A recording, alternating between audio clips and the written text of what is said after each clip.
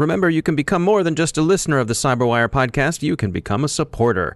Visit patreon.com/thecyberwire and find out how. The Lazarus Group is back at it with Swift. Maniber ransomware hit South Korea. Researchers cast the first KRACK-related stone at IEEE. Oracle, BlackBerry, and Lenovo patch. A study finds criminals turning to cryptominers, and one cryptominer seems to be tugging on Superman's cape. OPSEC isn't their strong suit, to say the least.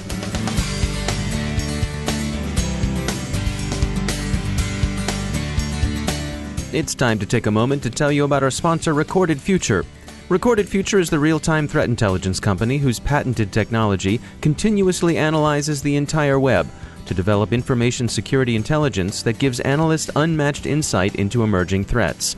And when analytical talent is as scarce and pricey as it is today, every enterprise can benefit from technology that makes your security teams more productive than ever. We at the CyberWire have long been subscribers to Recorded Future's Cyber Daily, and if it helps us, we're confident it will help you too. Subscribe today and stay a step or two ahead of the threat. Go to recordedfuture.com/intel to subscribe for free threat intelligence updates from Recorded Future. And we thank Recorded Future for sponsoring our show.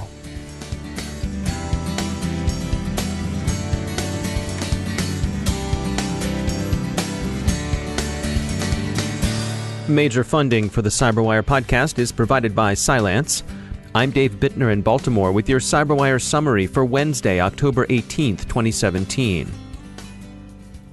North Korea, its economy hard hit by international sanctions, continues to find income through cybercrime. BAE researchers attribute a recent theft of $60 million from Taiwan's Far Eastern International Bank to the DPRK's Lazarus Group, the same outfit thought responsible for 2016's illicit funds transfer from the Bangladesh bank. As they did in the 2016 robbery, the thieves exploited the SWIFT international money transfer system. How they did so isn't yet fully understood, but it appears that a ransomware attack may have functioned as misdirection.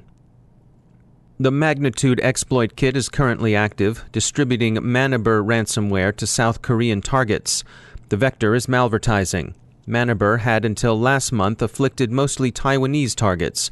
Trend Micro thinks Maniber is one of the few language and country-specific ransomware strains out there.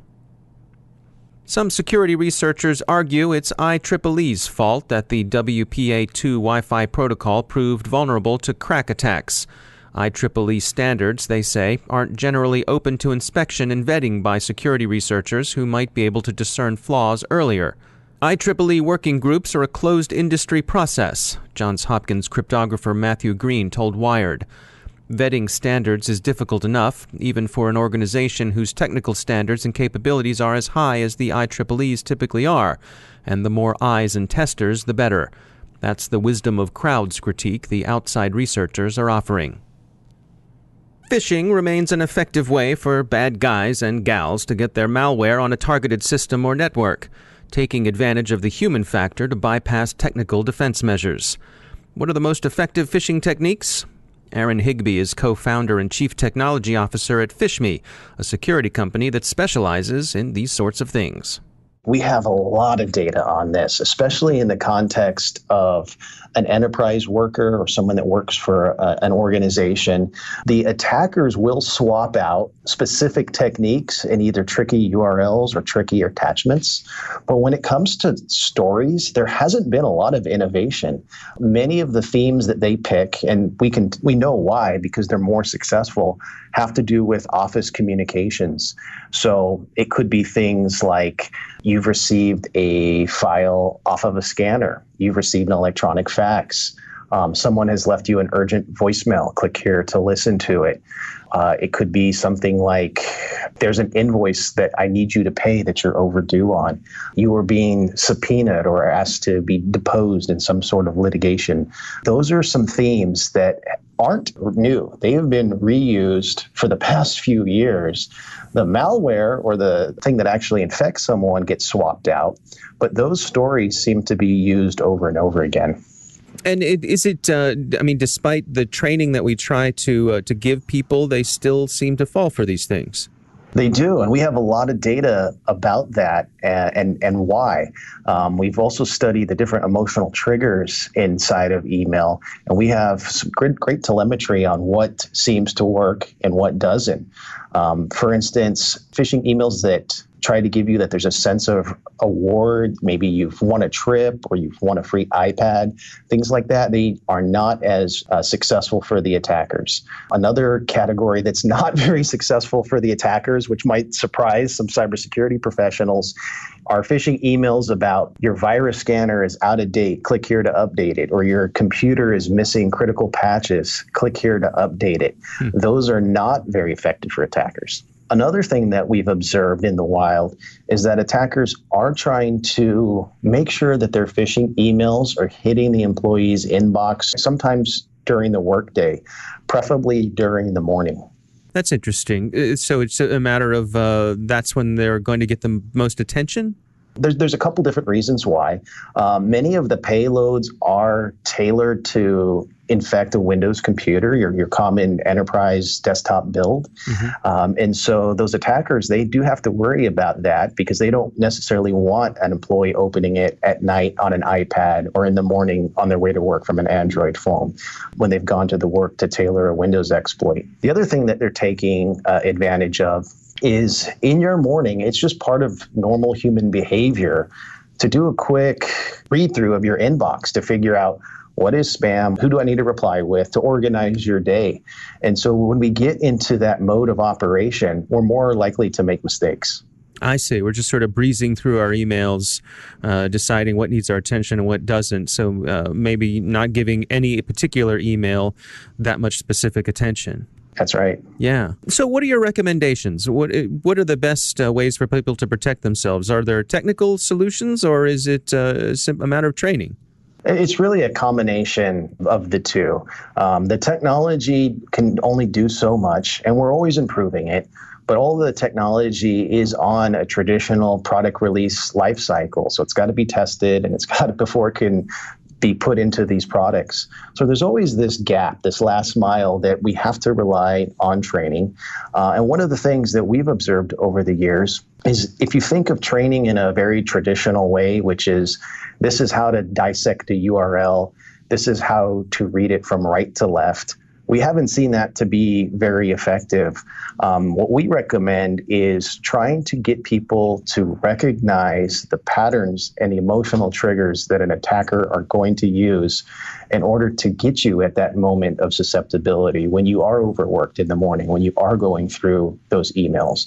So if we can get you to recognize these triggers like fear, reward, curiosity, urgency, then we can get you better equipped to deal with that when you get a real phishing email. That's Aaron Higbee from PhishMe. A number of patches that didn't make it out last week have now been issued. Oracle's quarterly patch addresses 250 bugs, and PeopleSoft closed a remote code execution vulnerability.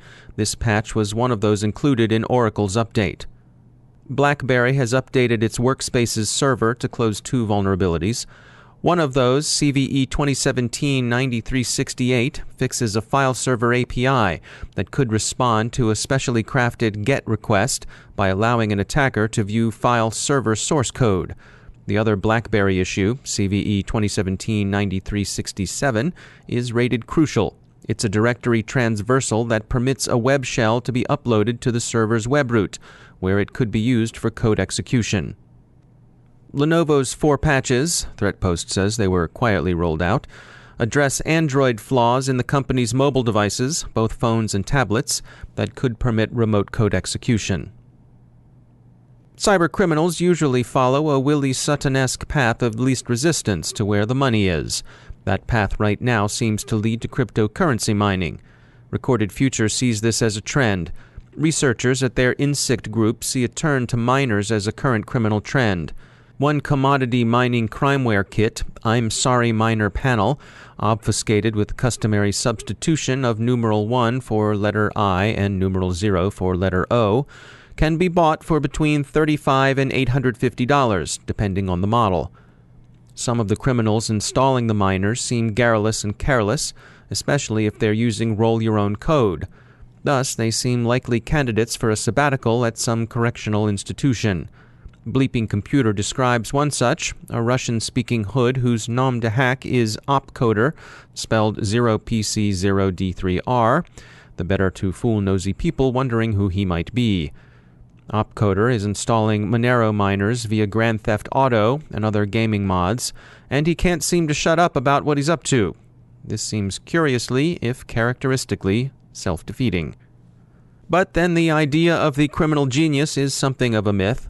Lex Luthor is confined to the comic books. The reality is usually closer to Pacino's character in Donnie Brasco, sawing the tops off parking meters to get the change out. Our editorial desk once knew a fugitive from U.S. Justice who was caught because he took an animal act onto The Tonight Show. It still took the FBI a few weeks before they were able to present him with an invitation to the Allentown, Pennsylvania federal joint. And then there's that other Russian cybercrime lord on the Lam in the Black Sea region. The Bureau fingered him because said crime lord couldn't stop himself from complaining that he didn't get the rewards his hotel chain Platinum Rewards card entitled him to. That's Mr. Yevgeny Bogachev, a.k.a. Slavik, recognized for his shaved head and pet ocelot. Better he should have invested in Vaporcoin, where at least you cash out in flame-broiled goodness and not some tiny little mint on your pillow. So keep it up, opcoder, and continue counting coups so the other hackers will appreciate your mad skills. For sure, that substitution of numerals for letters will make you untrackable. If you're looking for a password, try P@SSW0RD. The @ and the 0 really sell it. And that's what we hear, anyway.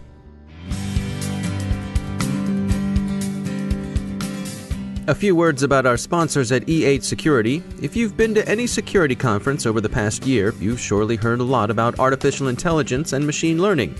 We know we have. But E8 would like you to know that these aren't just buzzwords. They're real technologies, and they can help you derive meaning from what an overwhelmed human analyst would see as an impossible flood of data. So go to e8security.com/cyberwire and let their white paper guide you through the possibilities of these indispensable emerging technological tools. Remember, the buzz about artificial intelligence isn't about replacing humans. It's really about machine learning, a technology that's here today. So see what E8 has to say about it. And they promise you won't get a sales call from a robot. Learn more at e8security.com/cyberwire. And we thank E8 for sponsoring our show.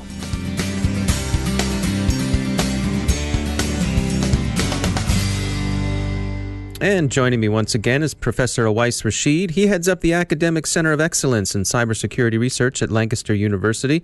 Professor, welcome back. You all do a lot of research there at Lancaster University, and you wanted to address some of the challenges that folks face when doing research when it comes to critical infrastructure.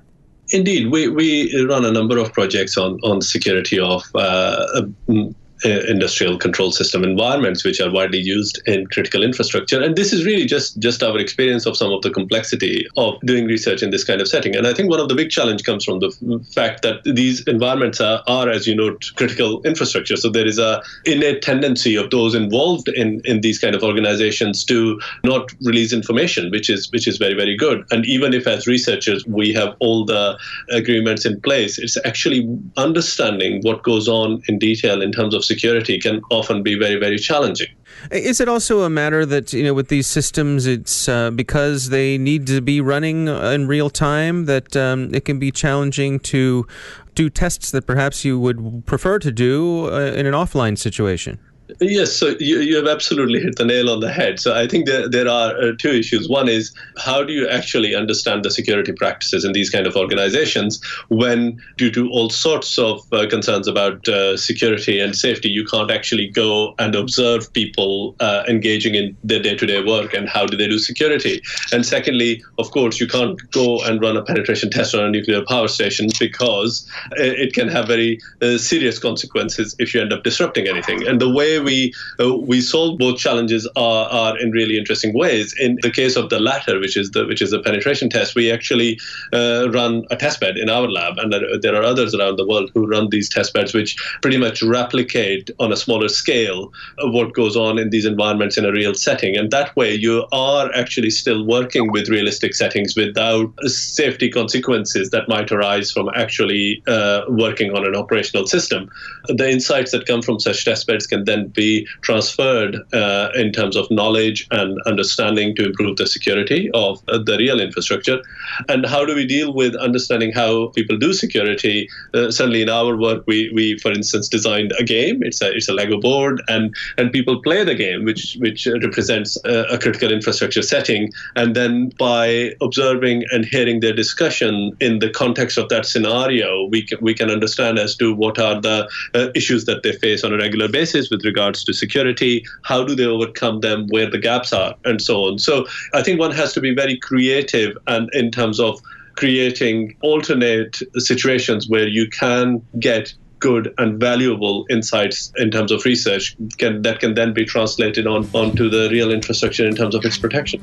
Professor Awais Rashid, thanks for joining us.